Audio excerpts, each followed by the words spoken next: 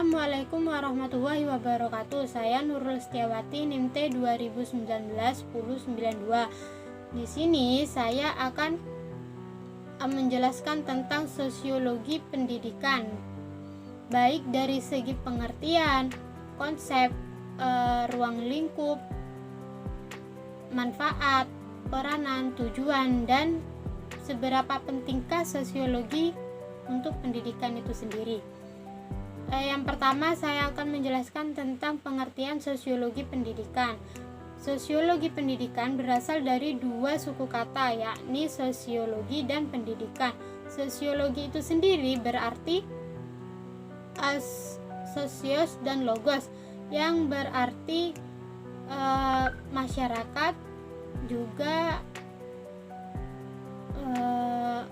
ilmu. Jadi segala sesuatu atau segala kajian ilmu yang membahas tentang masyarakat, baik dari segi interaksi sosial, kebudayaan, atau bahkan seluruh pembahasan tentang masyarakat luas, itu dikatakan sosiologi. Sedangkan pendidikan menurut Kamus Besar Bahasa Indonesia yaitu segala suatu proses atau upaya untuk mendapatkan suatu perubahan tingkah laku, wawasan, serta pola pemikiran yang menjadi lebih dewasa, baik dari individu atau kelompok, yang melalui upaya pengajaran, pelatihan, atau melalui seorang pendidik. Jadi pendidikan merupakan proses atau cara mendapatkan perubahan dari segi tingkah laku, pola pikir, serta pengetahuan yang didapat dari seorang pendidik. Kemudian pengertian jelasnya tentang sosiologi pendidikan.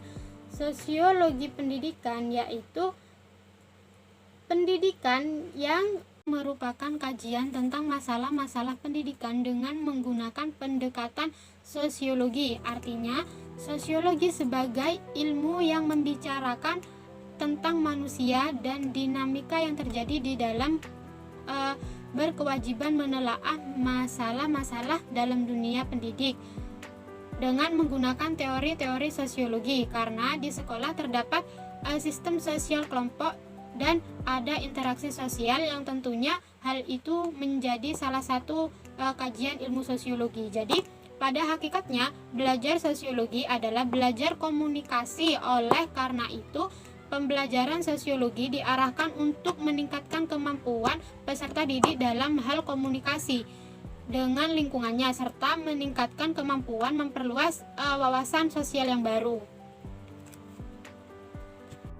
Selanjutnya tentang ruang lingkup sosiologi pendidikan. Ruang lingkup sosiologi pendidikan itu dibagi menjadi 4. Yang pertama, hubungan sistem pendidikan dengan aspek-aspek lain dalam masyarakat. Terus yang kedua, hubungan antara manusia dengan sekolah. Terus yang ketiga, pengaruh sekolah terhadap perilaku dan kepribadian semua pihak sekolah atau lembaga pendidikan itu sendiri. Terus menurut Kitamto Sunarto, sosiologi pendidikan itu dibagi menjadi 3 pokok bahasan. Yang pertama sosiologi pendidikan makro, yang kedua sosiologi pendidikan mikro, yang ketiga sosiologi pendidikan meso. Yang pertama, sosiologi pendidikan makro adalah sesuatu yang mempelajari hubungan antara pendidikan dan institusi yang lainnya dalam masyarakat. Misalnya, hubungan pendidikan dengan agama yang memberikan pengaruh positif kepada peserta didik dalam menjalankan ajaran agamanya. Terus, yang kedua yakni sosiologi pendidikan mikro. Sosiologi pendidikan mikro adalah interaksi sosial yang berlangsung pada saat melaksanakan pendidikan. Misalnya interaksi yang dijalankan pada saat siswa dan guru atau guru dan siswa sedang menjalani pembelajaran. Bisa juga siswa dengan siswa berinteraksi dengan seperti biasanya itu. Terus yang ketiga yakni sosiologi pendidikan meso. Sosiologi pendidikan meso ini adalah sebuah hubungan yang mempelajari hubungan-hubungan dalam satu organisasi. Jadi di sini diajarkan bagaimana untuk mencapai suatu tujuan dalam organisasi itu sendiri, dan mempelajari juga struktur, peran, bahkan fungsi dari organisasi itu yang berhubungan langsung dengan masyarakat lain. Selanjutnya, peranan sosiologi terhadap dunia pendidikan. Peranan sosiologi terhadap dunia pendidikan itu dibagi menjadi dua. Yang pertama, dibagi menjadi tiga. Yang pertama yaitu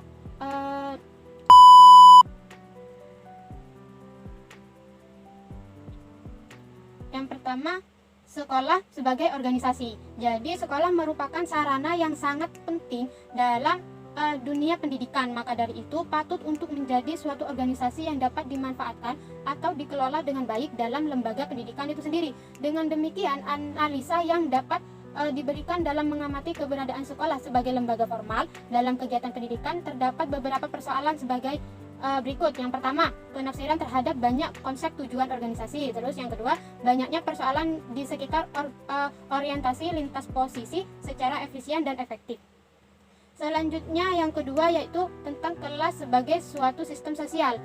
Jadi proses-proses yang terjadi di dalam pendidikan adalah suatu aktivitas atau kegiatan yang berlangsung di dalam kelas. Dari sudut sosiologi telah menggunakan pendekatan sebagai alat analisis untuk mengamati proses yang berlangsung di ruang kelas itu sendiri. Jadi, sebisa mungkin seorang guru itu mengatur bagaimana agar kelas itu tidak mengalami kecemburuan sosial dalam hal misalnya kelas itu dibagikan kelompok per kelompok, akan tetapi kelompok-kelompoknya itu ada orang yang memiliki kecerdasan atau IQ yang tinggi, itu disatukan dengan anak-anak yang memiliki IQ yang tinggi. Terus yang sedangkan IQ yang rendah itu dijadikan satu juga dengan IQ yang rendah. Nah, dari situ jadi kelas itu akan mengalami kecemburuan sosial. Akan tetapi jika IQ tinggi dengan IQ rendah disatukan akan menjadi sebuah pemikiran baru buat orang yang ber-IQ rendah, karena mereka saling belajar, mereka saling merasa adil untuk hal ini gitu. Tidak ada pengelompokan khusus di dalam kelas itu sendiri. Terus selanjutnya, lingkungan eksternal sekolah. Yang ketiga ya, lingkungan eksternal sekolah. Kita mengetahui bahwa suatu sekolah itu berada di bawah naungan suatu wilayah eksternal yang di dalamnya terdapat suatu kumpulan manusia yang disebut masyarakat. Sekolah yang berada di area luar ruangan yang dihuni oleh sekelompok orang yang disebut anggota masyarakat, keberadaan sekolah di perkotaan akan berdampak signifikan terhadap kualitas pendidikan dibandingkan yang sekolahnya atau lembaganya itu berada di daerah desa atau daerah terpencil yang jauh dari kota. Karena dari segi banyaknya siswa aja itu sudah berpengaruh ya di desa, karena mayoritas penduduknya itu sedikit. Jadi yang sekolah di desa itu rata-rata hanya memiliki misalnya nih kelas 6 hanya kelas 6 saja, kelas 1 SMA hanya kelas 1 SMA saja, tidak ada 1A, 1B, 2A, 2B dan lain sebagainya. Tapi jika sekolah itu ada di kota, pasti ada kelas 1A, 1B, 1C, 1D dan seterusnya. Dari segi banyaknya siswa seperti itu.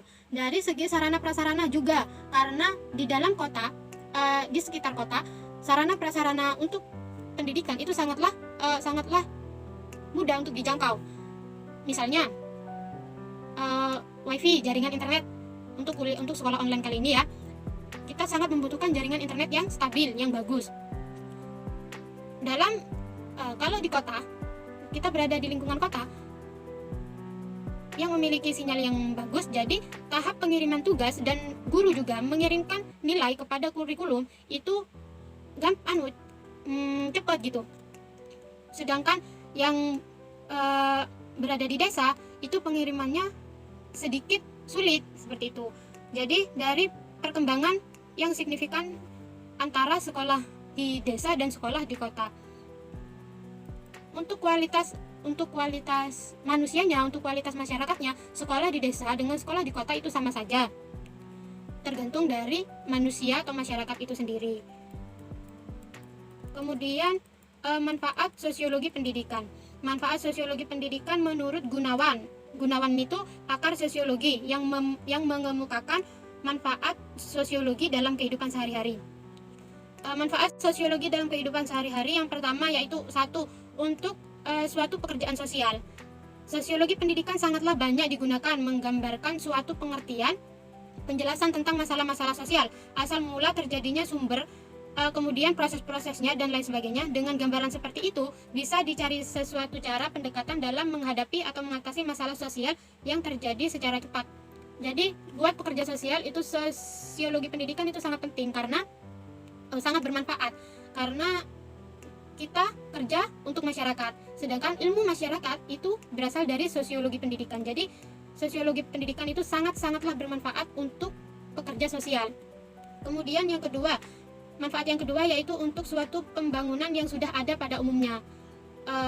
Jadi sosiologi pendidikan ini memberikan sebuah definisi tentang suatu masyarakat secara luas.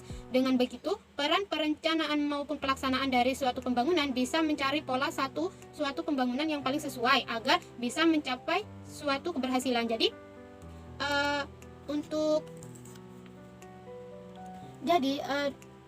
untuk suatu pembangunan yang sudah ada pada umumnya, maksudnya sebagai pelengkap. Sebelumnya sudah ada sosiologi pendidikan, misalnya nih,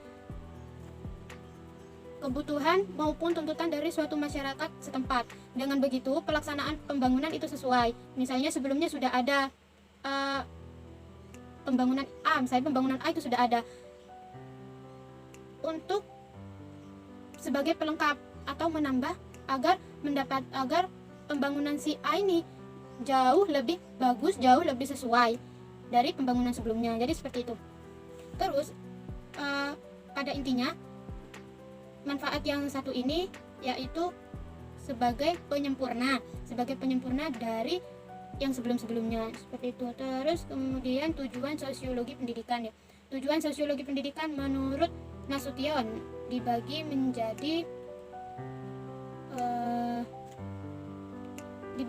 7, yaitu sebagai analisis proses sosialisasi, terus yang kedua sebagai analisis kedudukan pendidikan dalam masyarakat, terus yang ketiga sebagai analisis sosial di sekolah dan antara sekolah dengan masyarakat, terus yang keempat sebagai alat kemajuan dan perkembangan sosial pendidikan, kemudian yang kelima sebagai dasar menentukan tujuan pendidikan, terus yang keenam sebagai sosiologi terapan para ahli sosiologi pendidikan, terus yang ketujuh sebagai latihan bagi petugas pendidikan sosiologi.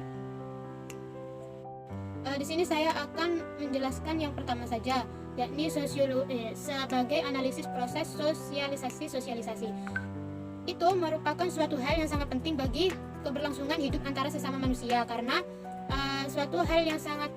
karena adanya sosialisasi akan membawa manfaat bagi manusia itu sendiri maupun bagi lingkungan atau tempat tinggal itu. Jadi sosialisasi itu sangat penting untuk menganalisis suatu proses. Jadi saya pun dapat manfaatnya dan lingkungan pun juga dapat manfaatnya. Jadi memungkinkan agar terjadinya sikap saling toleransi, saling menjaga dan melindungi melalui sosiologi manusia akan memahami proses tersebut.